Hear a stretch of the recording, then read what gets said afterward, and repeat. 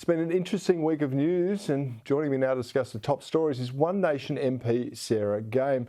Sarah, great to have you on Bernardi. Thank you for joining me again. I've got to start with Qantas, which has dominated the headlines this week. Of course, the news that CEO Alan Joyce's early retirement after the airline was grilled in a Senate inquiry. It had a huge number of issues, including ghost flights, not providing refunds appropriately, unused flight credits. The new boss, Vanessa Hudson, has promised to make swift changes to win back consumer confidence. And your party boss, Pauline Hanson, said they should start by getting rid of the welcome to country. I'm with her 100%. Where do you think they should start?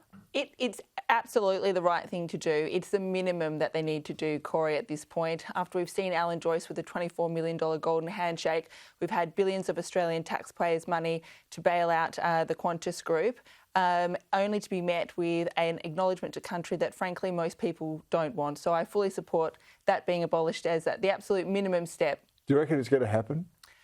I think it might happen, especially if we see what happens with this voice referendum. It might happen. I think there was a lot of backlash after they used what really could be seen to be taxpayer money to brand their planes with the Yes campaign.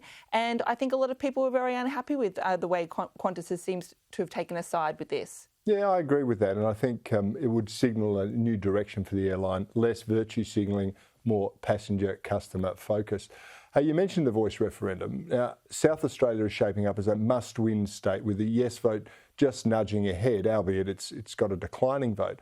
But 18% of people here are still undecided officially. What do you reckon the campaign needs to do to get them over the line? How do you think it's going to play out? I think people need to understand that voting yes in this upcoming referendum is voting yes to a blank cheque from Australians.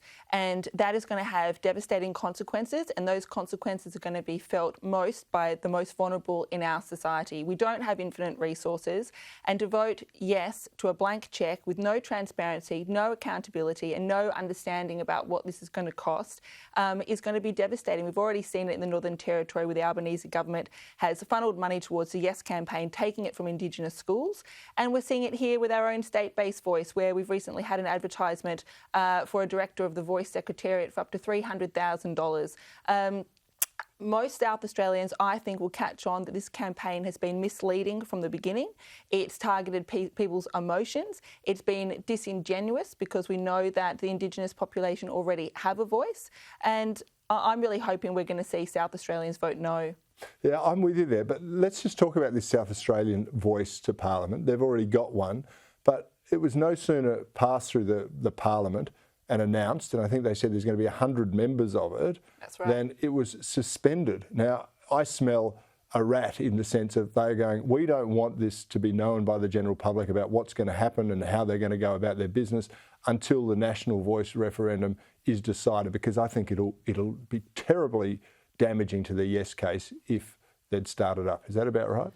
I think that's right. I mean, I would say that most South Australians are only catching on now that we've actually sort of almost stealthily passed a state-based voice without consultation. I think a lot of South Australians won't be happy about that.